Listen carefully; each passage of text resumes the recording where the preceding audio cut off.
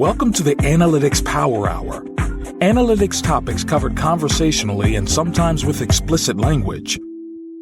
Hey everybody, welcome. It's the Analytics Power Hour. This is episode 258. You know, setting a goal or a target, it can be a surprisingly challenging thing in a business. And as analytics professionals, we're often involved in that process. Some might say not involved enough. All too often, you know, goals or KPIs can seem like magical thinking, not connected to reality or laughably small as to not elicit a sense of purpose or effort. But when measuring things, how do we create the bar for which they will measure up? And should we? Or how do we? Well, let me introduce my co-hosts because we're going to talk about it. Julie Hoyer, welcome. Hello. Happy to be here. Awesome.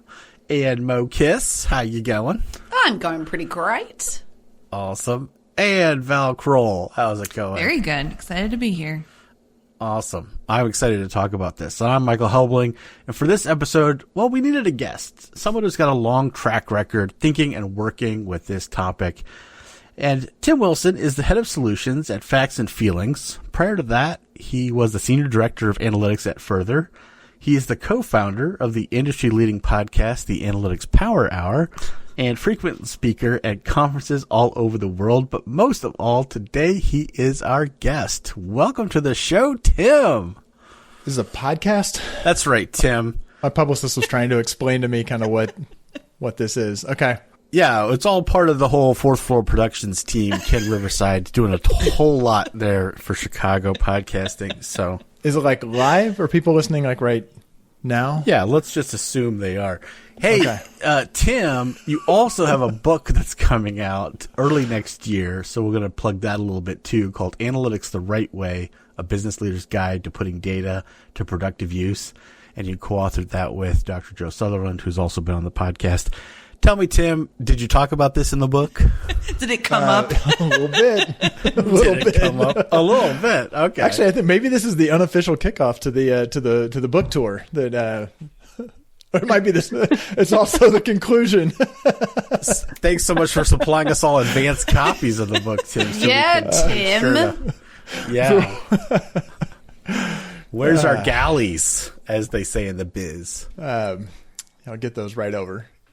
This way you didn't have to pretend that you'd read it. You know, that way it works better this way for everyone. We have never done a podcast with a book author where I have not at least partially read the book. Okay. So what counts as partial? Most. You know, you speed read it and then you make notes. Are you trying to get him to set a target, Julie? Yeah, exactly. Maybe. I really like the vibe you guys have. It seems like you guys really kind of like give each other shit. I don't like it at all. Hopefully you fit right in. We'll see. We'll see. We'll see how you do. This is, we'll see if you can hang. All right. Let's talk about, Tim, goals and KPIs and sort of what they mean in a business and like, where do you start? Let's say you walk into a client or walk into a company and you're like, okay, let's see what you're measuring, see what you're doing. What sticks out to you when you first talk to people? I mean, one thing that sticks out to me, and it goes back years and years and years. I think I came into the analytics world thinking about analytics as measurement, as the most important thing we need to do is measure whether we're achieving what we set out to achieve, which I think is maybe a little different. I was a little naive. It took me a little while to realize that in my mind, there's kind of fundamentally two different things we can do with data, and they are very, very different. And one of them is the world of analysis and validating hypotheses. The other is measuring performance, which is like sounds less sexy, but like to me, that's where goals and KPIs and targets sit. And they get kind of mashed together in companies. So I would say when I work with a company or even when I was in-house, it was like the dreaded weekly report or monthly report that in my mind often tries to cram those two things together. They're like, let's do the campaign readout. And it's never really clearly answers the question of, did this campaign meet the expectations we had for it? Sometimes because there weren't expectations. And what did we learn, what worked, what didn't work, what can we take forward, and those just get like crammed together. So what do you mean by they get crammed together? Like, what does that look like? What do people actually do? Well, I mean, I think the campaign's a simple example. They'll show, a slide with sort of search traffic, and it'll show what happened to click-through rate over the course of the campaign. And they'll say, here's what happened with clicks, call it clicks, or call it conversions, whatever. Insert other metric, yeah. Insert some metric, and they'll say, here's what happened. And you can see that it spiked at this point or it dipped at this point, and we made this change. And that doesn't fundamentally answer the question, did it get as much of that metric? Like that will skip the, here's what we expected to hit for that metric, like won't get answered because the data is there and there's this kind of assumption that people can look at it. So you wind up with slides like that with somebody saying, but was it good? Like, was it good or not? And so it winds up talking about what happened and kind of what we think the drivers were and maybe what we learned, but it doesn't just objectively answer that question. Did it deliver the results we expected, separate from if there were hypotheses to be validated or learnings to be had? So what's one of the best ways then to get at the goals discussion so that people aren't shrugging their shoulders? Was that good when you get to that conversation? I mean, I'd love to hear from you, like getting them to acknowledge that they should have that discussion. And Michael, you set it up in the intro a little bit that analysts, a lot of times when they get asked the question, was that good?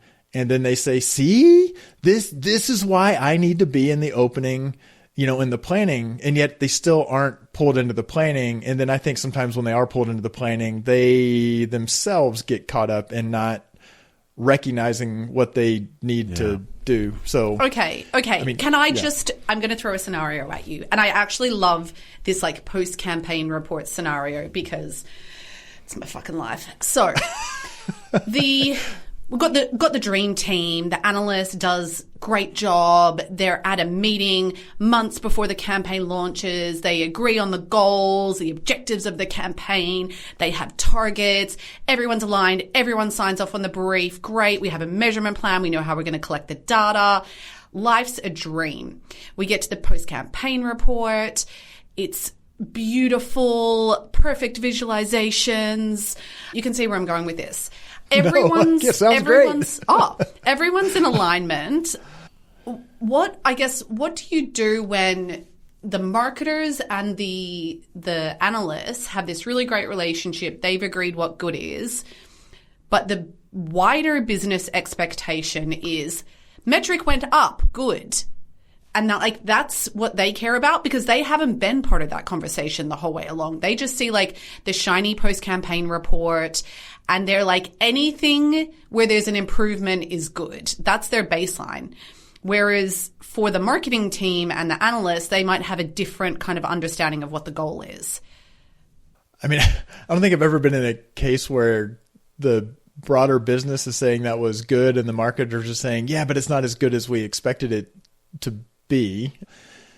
But I mean, generally point taken. I mean, it is, I think that upfront planning, I guess there's a couple of things. One being really, really taking it seriously. And we sort of kind of kitschily use this, like the two magic questions of what are we trying to achieve and how are we going to know if we've done that?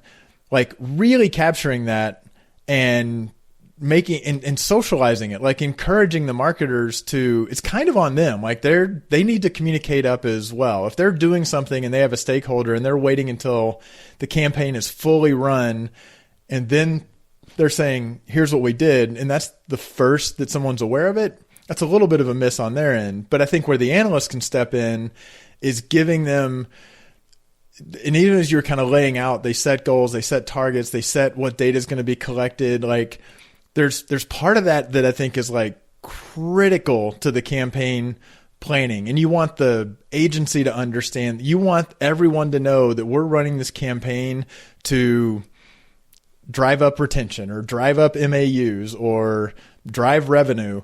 And have that used as a communication tool during the planning and the discussion and the reference to the campaign, so that when the report comes out, there is kind of like slide one is very objectively, this is what we were trying to do, like the business thing we were trying to do, increase retention, satisfaction, revenue, whatever. Here's how we were going to measure it, and here's how we delivered against target, and that's it. Therefore, of these 5 KPIs, 2 wildly outperformed, 2 were pretty much on par, 1 really tanked, and that's it. Like, that's the extent of the discussion. So that's kind of like, to me, the point where if somebody says, but wait, the one that you said tanked was actually up year over year, or it was, I would have thought that would be pretty good, or that exceeded benchmark. You'd be like, look, no, this is, if we hopped in a time machine and went back 3 months, this is what we agreed success, how we were going to measure success. So that's when it's kind of back to where I said things get mashed together. If you're having that discussion on slide 7, then it does kind of open itself up to like, now we're discussing whether it was successful or not. Like, no, have the discussion. Was it successful or not? Hard stop. Now, what was the other stuff that came in with it? It's time to step away from the show for a quick word about Piwik Pro. Tim, tell us about it. Well, Piwik Pro has really exploded in popularity and keeps adding new functionality. They sure have. They've got an easy-to-use interface, a full set of features with capabilities like custom reports, enhanced e-commerce tracking, and a customer data platform. We love running Piwik Pro's free plan on the podcast website, but they also have a paid plan that adds scale and some additional features. Yeah, head over to piwik.pro and check them out for yourself. You can get started with their free plan. That's piwik.pro. And now let's get back to the show. I think, though, what I'm trying to point to is the complicating thing inside a business is sometimes success means different things to different people, and try as you might to get like the best alignment known to mankind, like it doesn't always work out that way. Like sometimes there's a really good understanding between the core group, but then once you get further out into the business, like people might sign off on the report, like the measurement plan ahead of time, but like 6 months later, it's all kind of forgotten and people's expectations change because they fall into sunk cost fallacy, and they're like, and now we're going to try and just show that it was good because we've already done it and put all the effort in. But it's why I've spent 15 plus years. I mean, I will use analogies like a time machine and saying this is, if you have the discussion in the abstract with an organization and say, look, we are going to be at a point down the road and we're going to want to agree whether this was successful or not. We don't want to spin our wheels debating whether it was successful or not, because everybody's going to want to say it was successful except somebody who wants to bludgeon somebody else because they don't like them. So it's not something that like an analyst can just say, oh, I'm going to check this box and do it. It is a real cost and damage to an organization if that's what they wind up in. I mean, I absolutely get that businesses are messy, but I also watch those planning discussions kind of skate around, really focusing on saying, we've got to figure this out. Everybody look me in the eyes. Who's going to forget about it? Who's going to undermine it later? They need to be brought in. They need to be looked in the eyes. Not like an overly onerous process and sign off. But the fact is, if somebody signs off on something and it's documented and it was clearly stated as a meaningful outcome, and they come back later and say, well, but it's like, look, what do you want me to do? You told me 3 months ago that this is what success looked like. Do you understand that this is never going to be effective if this is the discussion that we're always having? So it's not a one-time check it off and it's done. It is hard, but to me, yes, organizations struggle with this mightily, and it's not like an analyst can just fix it with kind of the nature of what their report looks like. So I agree with you, but I also don't disagree with myself. Well, one thing too, like if that case was true, Mo, and they found that, the analysts and marketing duo that are really in lockstep, they know what success looks like, they set expectations, and they find that it didn't hit expectations, my guess is that the next step would be to make a decision of how to make it better and hit the expectations, right? There would be a change. And so I'm almost wondering, like, would leadership really look at it and be like, no, I think that was good enough, because I would hope that if they were actually working that proper process, the outcome of that would be that they are looking forward to make decisions about the next campaign they run to do better, to meet the expectations. And so I just wonder, like, would it come out in the wash that if those teams, boots on the ground, have control over it, are working that and continually trying to get better, then their story to leadership is like, yeah, we were doing well because we realized like we could improve these different things and kind of course correct. I really like that. Rather than they kept doing the same thing and they're like, oh, it underperformed. And then leadership's like, no, it looks good enough. Because I'm guessing they would be like, oh, yeah, let's change, let's,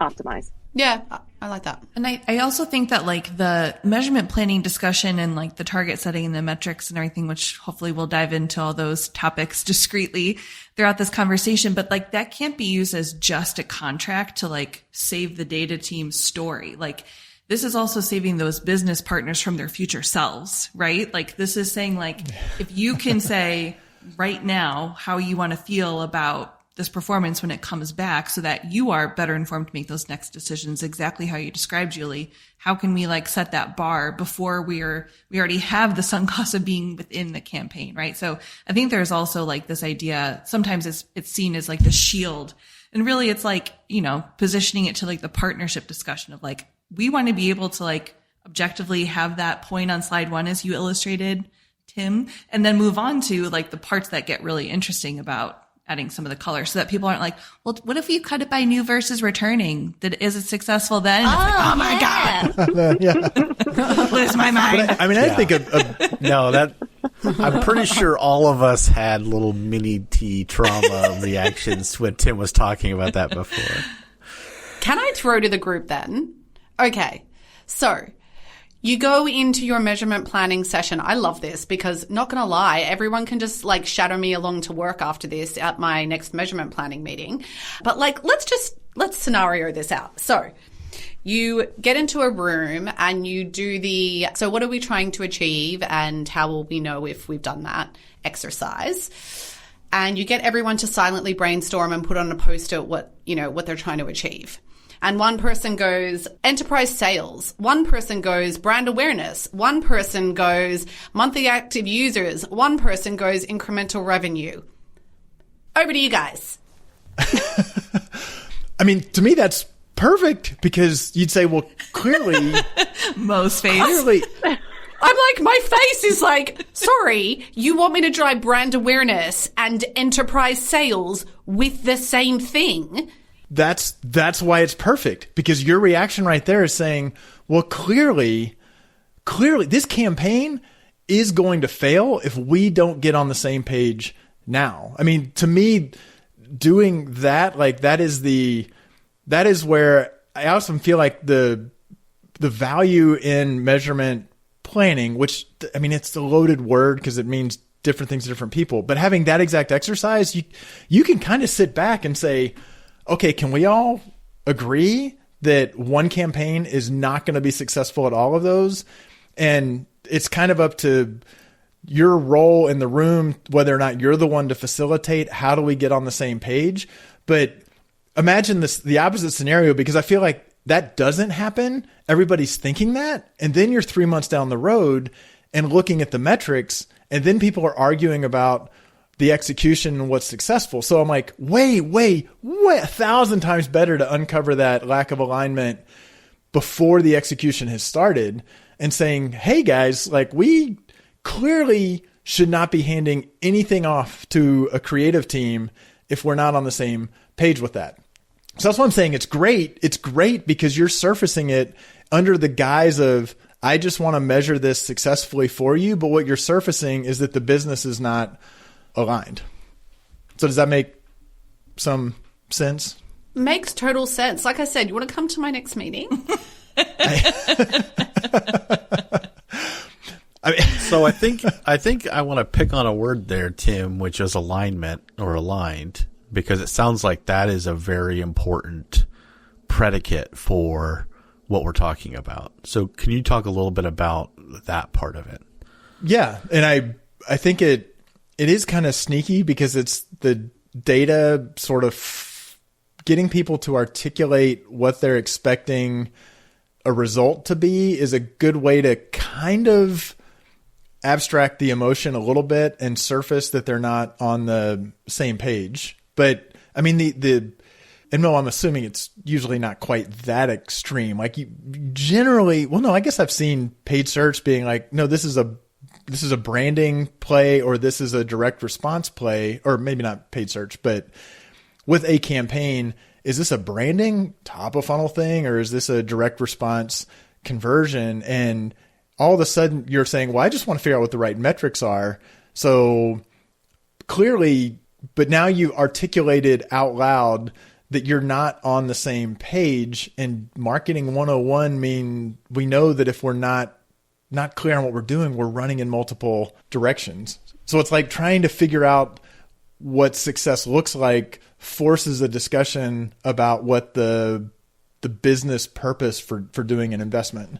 And I know we're saying a campaign, but this can apply to a channel. It can apply to a line of business. It can apply to anything.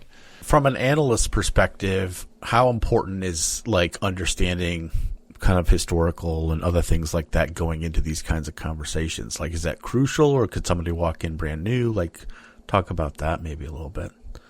I think the extent to which the analyst can have an understanding of the business, I'd rather the analyst understands how marketing or operations or product or CX or whatever the topic is. I'd rather, if they were brand new, that they have a understanding of the domain. I would put over understanding historical performance of the metrics specific to that company, because that is what's going to come next. Is people are not going to want to set targets. They're going to want the analyst to, well, what do we normally do?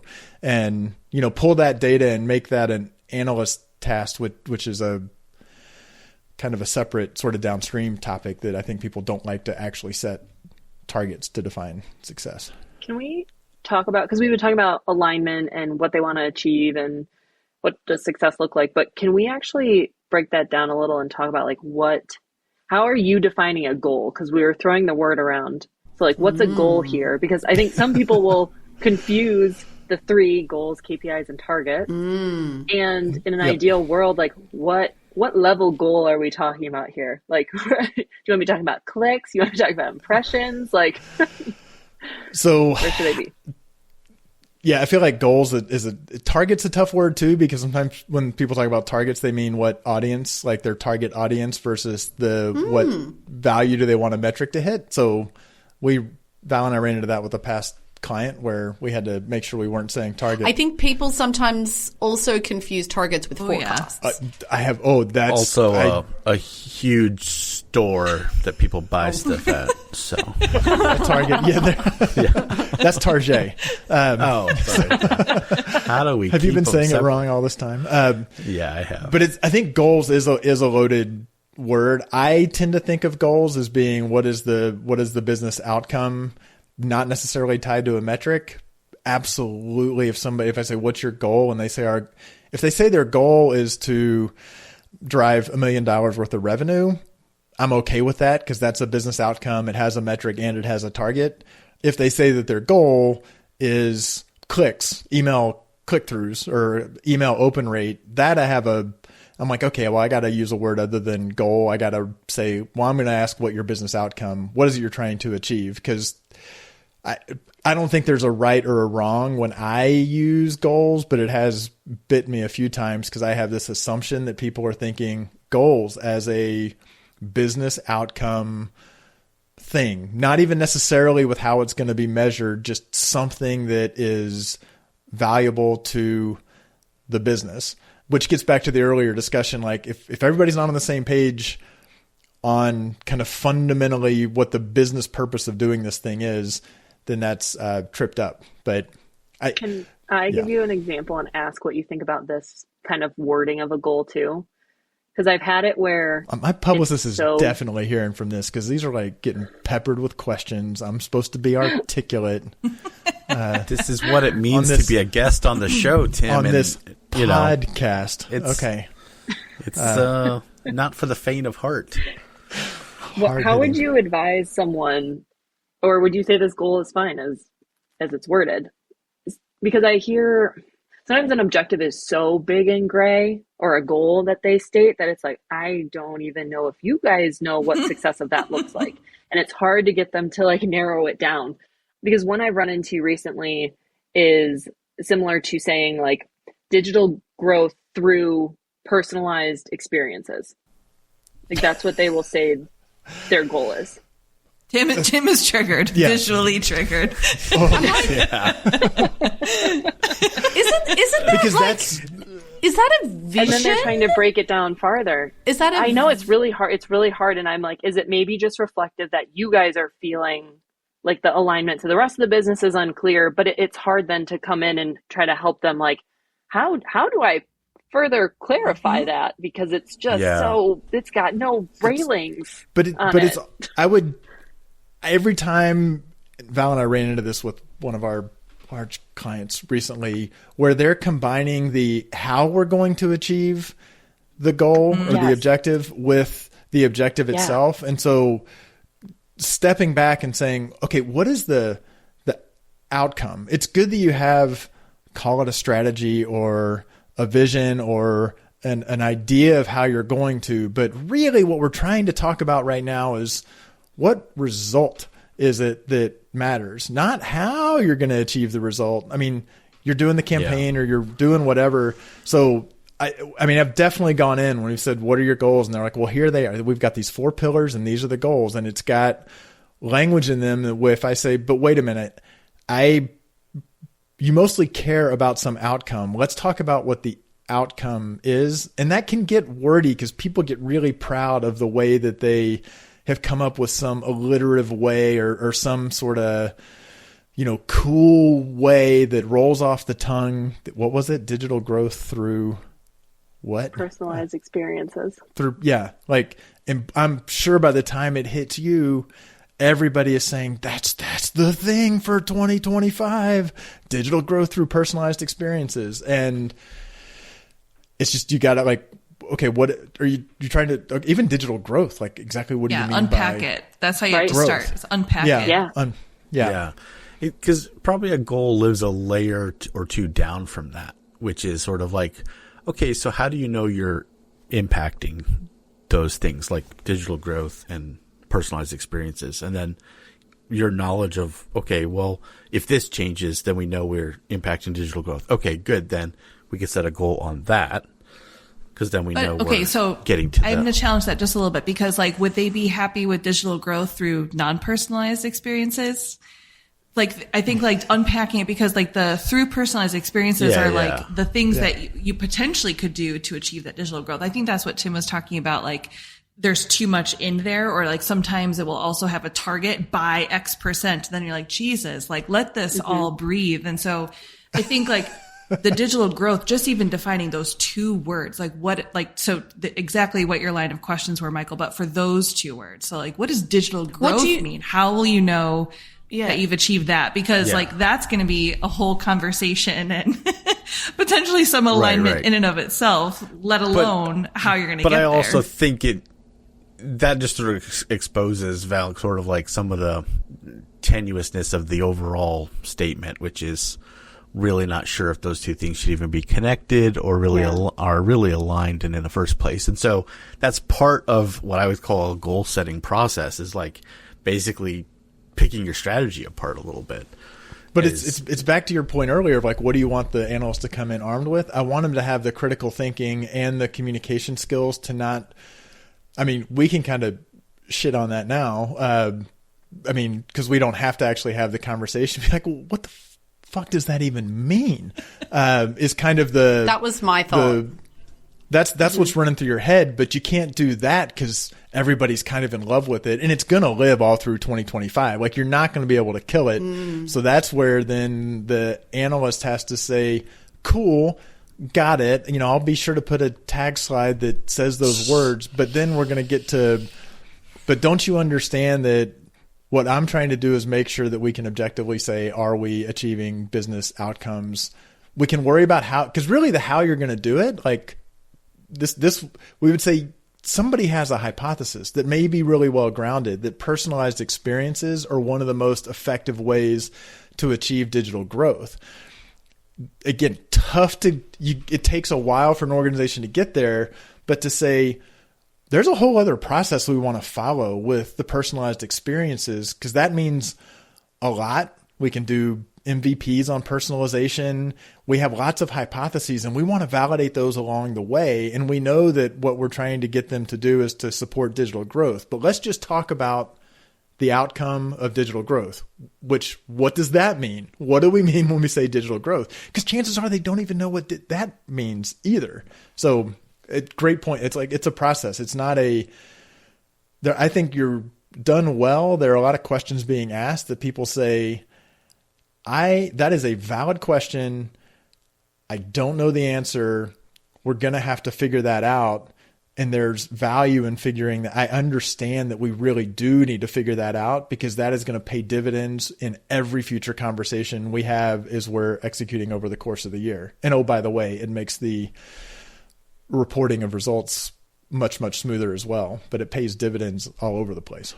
So on the other side of the spectrum, because if this is coming from a place, I'm assuming usually those examples are set by like non-data people, that those are business stakeholders. And so on the other side of the spectrum, if you were to get into that discussion and say like, well, what are the goals of this campaign? And they just say, I want to beat benchmark, or like, I want to exceed benchmark. No.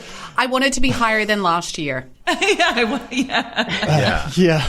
So that's like the other side. So like if we could just triage that one, I think that could be helpful too. Yeah. Tim, again, also visually triggered. also triggered. Because I mean, there is a whole other piece of this where I get that there is a human reaction. It gets to Michael, the whole targets versus forecasting as well, that fundamentally when we're asking people what would success look like, or as Val was like, what would put a smile on your face down the road? And that's very uncomfortable, because as people like forecasting, they'll say, well, can't you, the analyst, like, what's our historical? We just want to do better than that. And do you want to just like, you've learned nothing? You don't think you think nothing's more efficient, more impactful? You literally wanted to do better than last year? No. We got way better targeting. Like, how much better? Like, what would be an indication? Like, there's a discomfort in the business of setting those numbers, because there is a feeling that they're so used to looking at historical data and having this false sense of accuracy and precision on their historical data. And now we're asking them to predict the future. And we're not just asking them to predict the future, we're asking them to predict the future contingent on them impacting the future. So they all of a sudden, they may ask for, well, can't you just run a forecast and tell me what's going to be? It's like, well, you want to quit your job? If you don't have any influence over what's going to happen, you want just to run a forecast, then what are you doing? Like, you're supposed to be doing something that drives forward.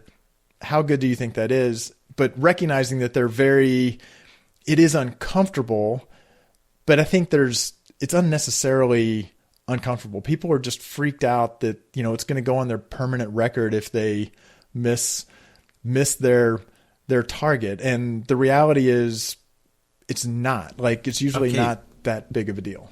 But I do think this is an area of sensitivity, because organizations do treat this different ways.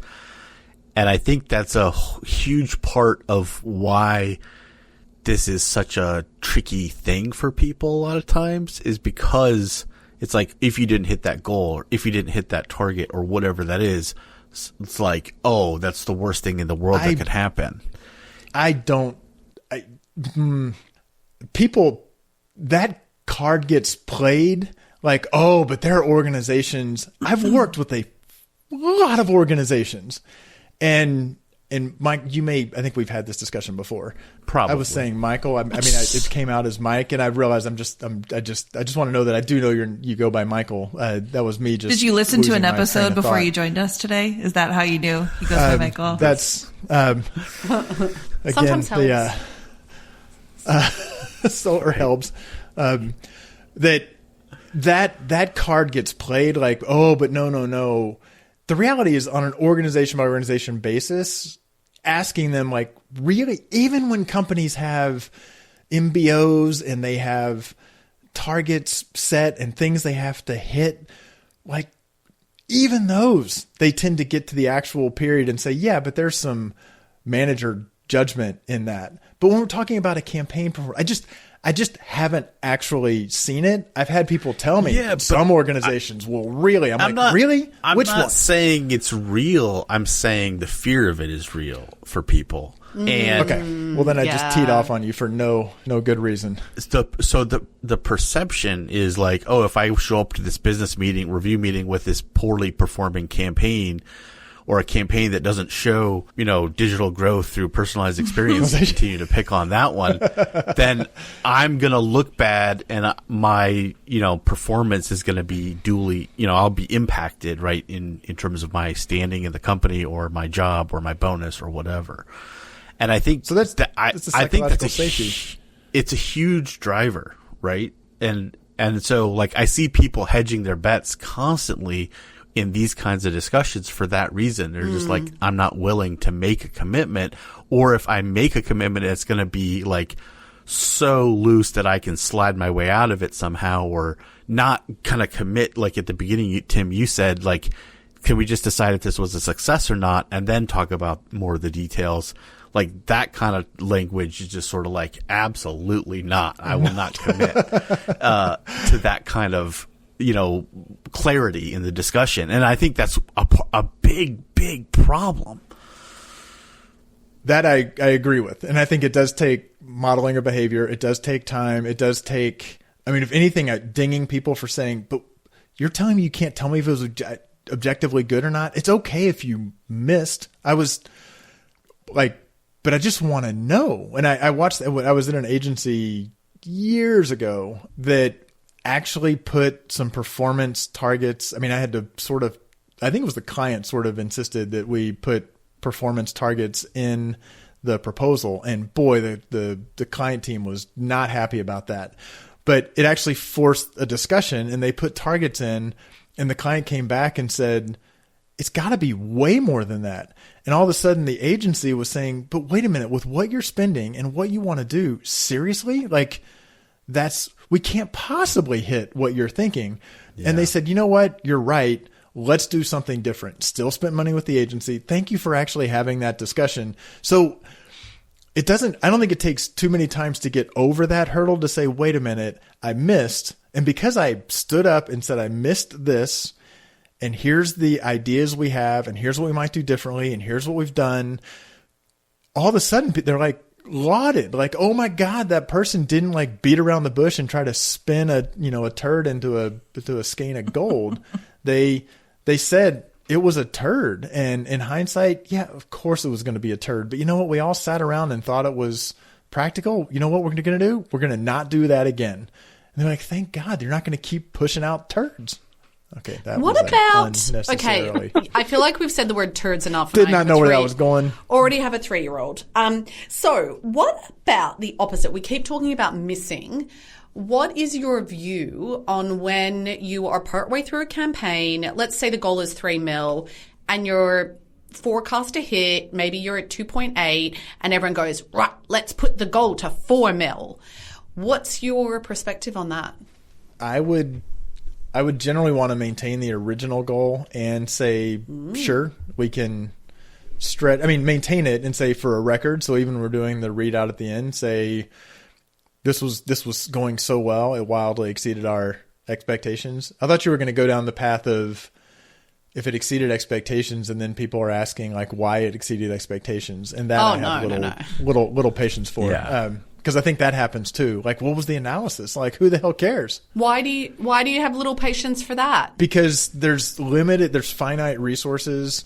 And if you said this investment, we're going to put these dollars and time behind something with the hopes of achieving something, and we achieve it, and then saying, well, why? Why did we achieve it, or why did we exceed it? It's like, but you did. Like, you paid money and you hit it. Now, you may not have a perfect causal relationship. You said we did X and Y happened. So that's actually technically not causal. I get it, but there's only so many hours in the day. I think I need to more go focus on things where we're not hitting. Now, if it blew it out of the water and somebody says, I wonder if that's because it turns out that, millennials in the Northern Hemisphere, like, absolutely love portrait videos or something. And I wonder if that was it. Okay, cool. Now you have a hypothesis, go and validate it, use that going forward, but not in the service of explaining why you paid X, you got Y, and that's what you wanted. That's just intellectual. Okay, that's intellectual masturbation, I guess. Oh, wow. You were on a roll. You said, is there like some flag that can a podcast be like flagged as being only for like explicit or something? Is that no? We've got an editing process, Tim. So okay, we can bleep all that. Clean it up in post. Yeah. That's okay. Right. That's fascinating. So some of what we were just talking about, I feel like is assuming we have good KPIs, measures of success set. And I know that you have written some blogs and ranted a few times about outcomes versus output KPIs, because I was thinking, Mo, your example of like our goal was 3 mil. Well, what if somebody had a bad goal or a goal set with a bad KPI of like 1 million impressions? You know what I mean? Like, so can we talk a little bit about the difference there? Sure. Yeah. This is literally okay. My publicist won't get I'm fired. hitting all the buttons. I'm gonna like That's right. It's like physically painful. It's so fun. I'm actually quite enjoying it. I mean, it indulged me in a little story. This goes back to, 2004. I learned that distinction. I think a lot of people know it. If you search for outcomes versus outputs, and you'll get kind of varying definitions. But I learned it when I was working with United Way in Austin, and we were trying to figure out which agencies we were going to fund in the like emergency food, shelter, and financial assistance. And there was this guy who was a retired social worker who was leading my committee, and we'd get these proposals in, and he would say, look, this program sounds good, like what they're doing, but the metrics they've proposed are just output metrics. And he's like, we need to push them to come back to us in their revision with outcome metrics. And the example that I loved was for a soup kitchen, and they would say, I'm going to botch this. We're going to serve this many meals. And that's kind of an output because they could directly control it. Ultimately, what they were trying to do was to reduce food insecurity. Harder to measure that. And their output was in the service of that outcome. So generally somebody would say, I'm measuring impressions, but I'm really trying to grow awareness.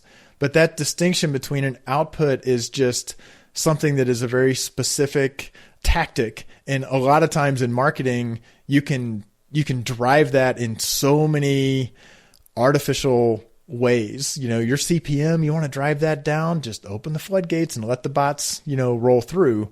Those are outputs, and you're not, an email, the business doesn't give two shits about a click through. Like that matters not at all. Click through rate doesn't matter. Open rate doesn't matter. Opens doesn't matter. They matter, but they're just outputs. Ultimately, you're seeing this email because you're trying to deliver some outcome. And an outcome is more, and it may be your marketing and saying the outcome I'm trying to deliver is to deliver qualified leads to the sales team, because I really don't have control beyond that. But we as a business recognize that qualified leads have value. So there are things get blurry. Sometimes you have to measure, you have to use an output measure because there's just nothing else there. So I tend to talk about trying to have outcome-oriented measures and just have a bias towards saying it may be harder to measure, but if it's actually much, much more aligned with the business outcome that you're trying to achieve, it may be worth it to do that, because outputs are just so easy to manipulate and they don't necessarily lead to something that matters. Whew. And is it fair to say, like, if you weren't hitting an outcome, maybe go look at your outputs and see if you're like, you could be more efficient in some of those. Like I'm thinking about like, what if your click-through rate is shit and you're not driving the leads they care about because your email sucks? Like measure the outcome. You're not hitting it. Check your outputs. Absolutely. So definitely not saying that those metrics don't matter, but they are a very useful diagnostic, and even modeling out kind of, okay, what has to happen. So if I want to optimize the delivery of those, but that's kind of how we're delivering the outcome.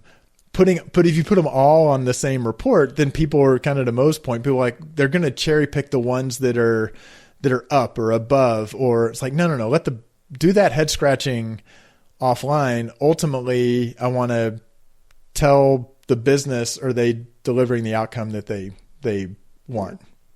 Can I hit him with a third one? Yeah, and just keep railroading all of you and all of your questions. Good. Because I'm leading you down a path. Because I really want to ask you about this. Okay. Oh dear. Now I'm scared. I've been setting this up. Okay. So when it comes to, we obviously have been talking like analytics, reporting, performance measurement, but we have been saying there's this intuition with the KPI that it needs to be a little more like down the path, down the funnel, closer to something the business cares about. It's inherently valuable in some way, right?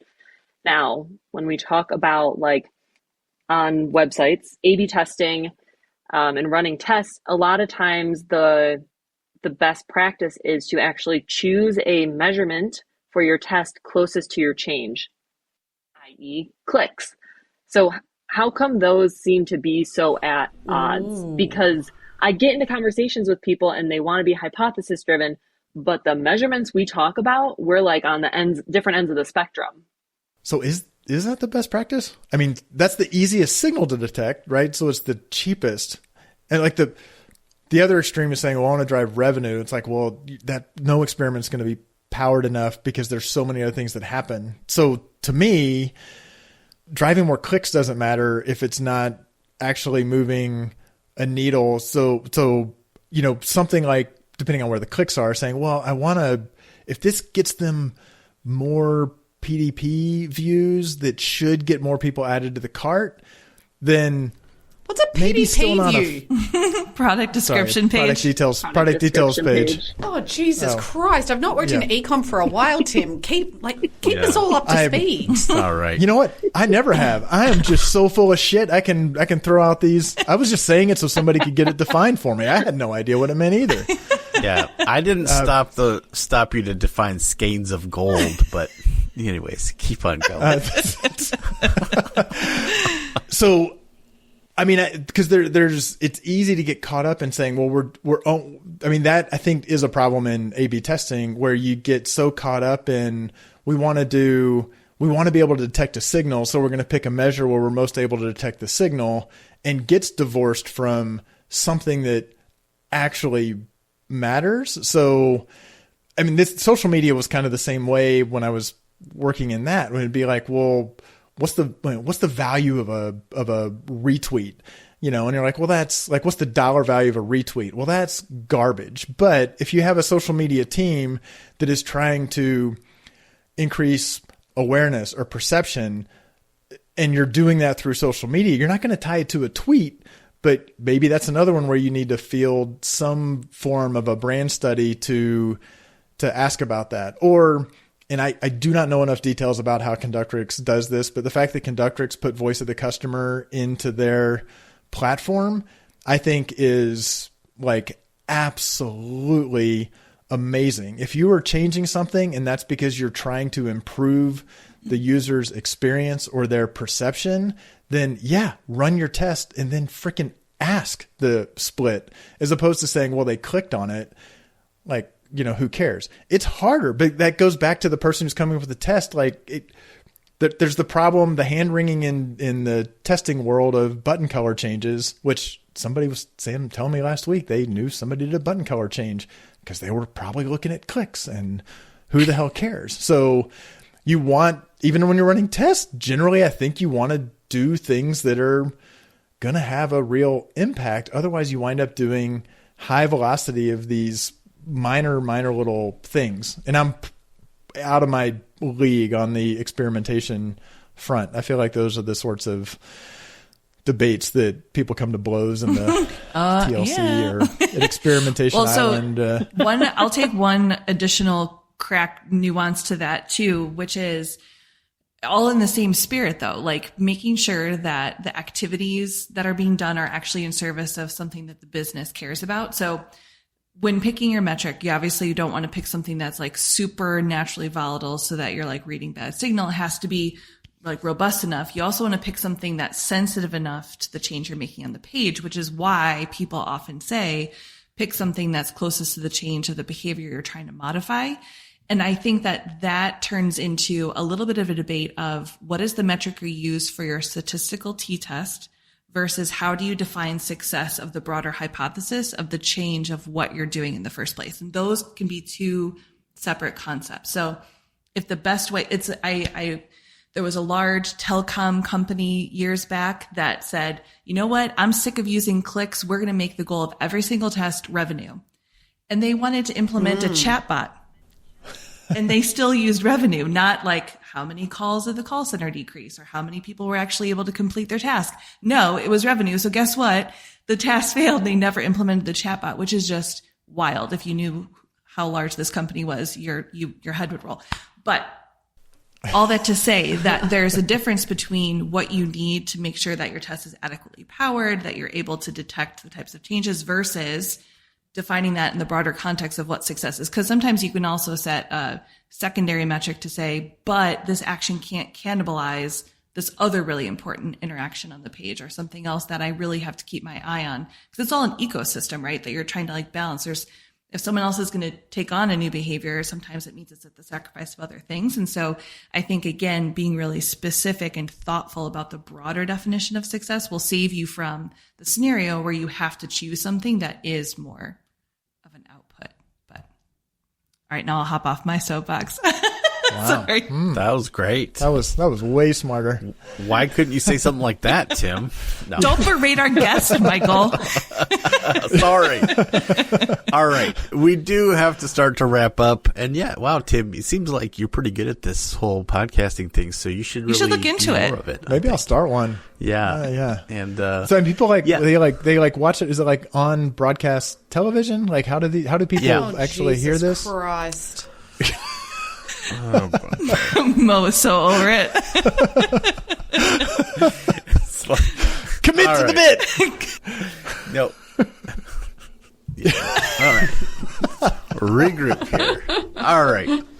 We do have to wrap up the show. This has been actually a really great conversation and reminded me of a lot of really useful things and things Tim has yelled at me over the years about this topic. So it's good. This is a much pleasanter version of some of our conversations, which, in fairness to Tim, I'm usually the problem because I'm like, but what about this? So it's good. But one thing we like to do is go around the horn, share a last call, something that might be of interest to our audience. Tim, you're our guest. Do you have a last call you'd like to share? And also, Tim, just so you know, for the show, you can never share more than one. So, okay, so I've got like 6. So yeah, this will be the only time that I'll stick with one. So I definitely have had, I think I've listened to the podcast enough to know that people have referenced Ben Stansel's work before, but I haven't heard anybody reference this piece that was a while back, but it was called "Do AI Companies Work?"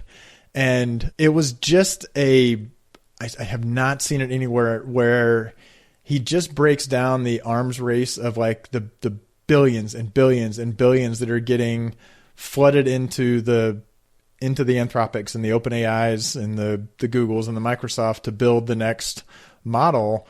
And those models then very quickly get overtaken by another model. So he draws kind of the contrast to like when the cloud infrastructure was stood up, that pouring billions of dollars into Google or Microsoft or Amazon into cloud infrastructure, you were building a really sustainable competitive advantage. And he was just like, but how is this working when it's going to cost you multi-billions of dollars for something that within 6 weeks is now 4th on everybody's favorite benchmark? And he's kind of questioning like, how is that going to be a sustainable model given how easy it is for organizations to kind of seemingly to stand up and compete in that space and just throw a ton of money at it. So it was just a little bit of a head scratcher, kind of made me think. So do AI companies work? And that's it. Awesome. All right. Well, Val, what about you? what's your last call? Well, inspired by our guest, for the first time in a long time, my last call actually relates to the topic of the show. It's a Medium article by Eric Sandisham, and it's called "Whose Job Is It to Produce Actionable Insights?" And it was actually inspired by something that Tim wrote. But Eric was a guest not too many episodes back, and it was an excellent episode. But I'll just give you a couple little tidbits of things in there to kind of like scratch your interest. So the first subheading is called "What the fuck is actionable insights?" And he completes that paragraph by saying, so you can immediately appreciate that there's no need to use the term actionable insight because there's no such thing as a non-actionable insight. But it's just a whole joy. And he gets into like the ownership of actionable insights. And it's just, I love everything he writes, but this was an especially good one. So highly recommend. That's awesome. All right. Mo, what about you? Okay. I have got one out of right field. And if anyone wants to go, I'm going to fight them on it. Ooh. Yeah, it's really controversial. But I just read a book that I thoroughly enjoyed. It really surprised me when I had it recommended to me. I believe I rolled my eyes and then was like, yeah, you know what? I'm going to read it. And I'm just going to talk a little bit about the book first, and then I'll tell you what it is. So it does have a lot of, I guess, like trauma in it. She had a very difficult childhood, but it does talk a lot about ADHD in women. It talks a lot about kind of like the sexualization of women and how they're treated, particularly in like the 90s by like the US comedy scene and things like that. And it's actually given me so much thought about so many different areas of my life, like both as a mum and as a woman and how you show up. And yeah, I really enjoyed it, and it completely knocked me for six because I didn't expect to like it. I do also recommend listening to it on Audible because the author narrates it. And the book is Paris Hilton's memoir, which I now am a very big Paris Hilton fan, which is not words I ever thought would leave my mouth, but it's very evident from her book that she had a far more difficult childhood than I probably ever realized, because we were like around the same age. And so when I was a teenager, like she was kind of just becoming famous, and I just thought she was like this snotty rich woman, but she's clearly worked really, really hard and is definitely the OG influencer, which was like also just a really interesting kind of thing to read about. So anyway, for anyone that's interested, Wow. I thoroughly enjoyed it. I wasn't expecting that title. Me either. Surprise. Yeah. Yeah. All right, Julie, keep the streak going. Ooh, I'm up. All right. We'll see if this one holds up to all the other ones. I recently read an article by Emily Oster on her parent data site that she does, and it was what studies about screen time often get wrong. And now the topic itself as a parent was like cool to read, because constantly all you hear is like screen time is No evil, screens! this and that, you know. Yeah, no screens, like all the stuff. So once I got past my parental guilt, I really liked the article because she has a great way of talking about making causal conclusions from studies that aren't properly designed to do so. And she shows it finally in such a simple way. She has a diagram with 3 circles and 3 arrows. And so she has, for example, here it's like screen time, child test scores, and parental ability. And she has 2 arrows going from parental ability to the other 2 circles, and then a single arrow going from screen time to child test scores. And the way she talks about it is saying like there are plenty of studies to relate parental ability to both of those other items. But what's interesting is when you try to study that third relationship of screen time to test scores and why everyone's like, oh, so worried about it, they end up forgetting the confounding variable, like that third circle of parental ability. And so I just love that this simple diagram and the way she talks about it is saying like sometimes you can't forget these underlying variables that are truly driving the relationship that you are trying to observe.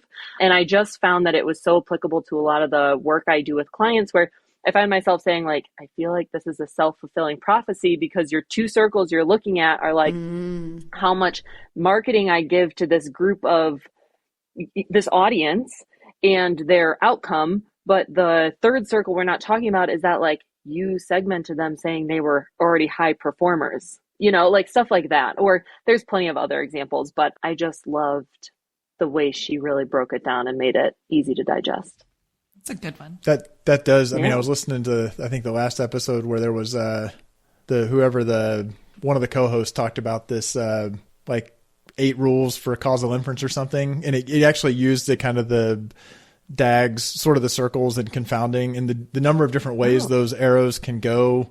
Like there's a lot more than just confounding that comes in. But also I will say in our book, we have basically a 3 circles example late in the book. So, and with counsel to people, they should try to draw that sort of thing out to think about it. I mean, I'm curious, like if you've thought about actually trying to draw potential confounders that you cannot control for when working with a client is kind of a fascinating, like you said, like if it works well on that, and she's speaking to kind of a lay audience, that's an intriguing thing to think about, actually trying to illustrate the thinking and saying, I can't tell you about this causal thing because that's not data that I have. Yeah. Is the guest not supposed to weigh in with more we don't commentary? usually Yeah, we might have to cut get that out. into it on specific topics on the podcast, Tim, but it's okay. You're a guest. You didn't know. Oh, Michael, what's your last call? I was going to say, Michael, it's weird. It's like, is it only you who... I was going to jump in and save you on that. Julie. Like, it seems weird. Like, I you got never have to do by one. our guest going off the script. That's okay. Michael, what about you? What's your last call? Well, thanks. As a matter of fact, continuing the trend for former guests on the show whose articles we like, Cedric Chin, who's the main writer for commoncog.com, they have a case library. So a lot of companies, they kind of go into detail on certain things. And they just wrote this really awesome case study on Brooks, the running shoe company, and goes through kind of like their transformation. And they were really doing poorly for many years, and then got a new CEO and kind of reinvented the company, kind of flipped their distribution channels on their head. And like the vision required to kind of do some very counterintuitive things to reshape that company into the success it is today. It was a really fascinating read. And I think about that only because a lot of times as analytics people, we're not necessarily in the position to sort of like make those kinds of decisions for our businesses, but like to know that that stuff exists and to encourage that kind of thinking is something really good for all of us to engage in. So anyways, I'm a big fan. And there's lots of other great cases there, but that one specifically was just a really excellent read. All right. I'm sure as you've been listening, you've been thinking to yourself, wow, this Tim guy is so good at analytics. One might even say quintessential. How do I reach out to him and find out more or communicate with him in some way? Well, we'd love to hear from you here at the Analytics Power Hour, and you can reach out to us. The Measure Slack group is a great place for that. I think the TLC was mentioned, and I think we're all there too. Also on LinkedIn, and we also have a YouTube channel, so you can check us out there as well. And so, hey, Tim, wow, thank you. Thanks for coming on the show. This has been a really great experience. Yeah, it's been okay. All right. Well, I don't know who's going to be in charge of sending you your Your speaker gift. So, yeah. All right. But actually, as we wrap up, no show would be complete without a huge shout out to Josh Crowhurst, our producer, who does so much behind the scenes to make the show happen. Thank you, Josh. And thank you, Tim, once again for coming on the show. And of course, I think I speak for all of my co-hosts, Val, Mo, Julie, when I say, hey, no matter what those goals are or what those KPIs are or how you're setting them, remember, keep analyzing. Thanks for listening. Let's keep the conversation going with your comments, suggestions, and questions on Twitter at AnalyticsHour, on the web at analyticshour.io, our LinkedIn group, and the Measure Chat Slack group. Music for the podcast by Josh Crowhurst. So smart guys wanted to fit in, so they made up a term called analytics. Analytics don't work. Do the analytics say go for it no matter who's going for it? So if you and I were on the field, the analytics say go for it. It's the stupidest, laziest, lamest thing I've ever heard for reasoning in competition. All right, so let's just go a couple logistical things. So, Tim, we do go through an editing process on the show, so we can stop and start. So whatever needs to happen, if you get interrupted, whatever, we can just. I'm a lot more comfortable if I just keep going and just find my way back or don't. That's just yeah. end up somewhere. Rock flag and turds. What the fuck was that? Oh, wow. That's good. Rock? What is rock flag? Rock flag. Yeah. All right, Tim. You're hamming it up too much. At least he can commit to a bit, right? Most guests just sit in stunned silence, like, Yeah. what the hell just happened? That's what they're thinking. They don't Yeah, no one's say ever it. said it. So. Sorry. Yeah.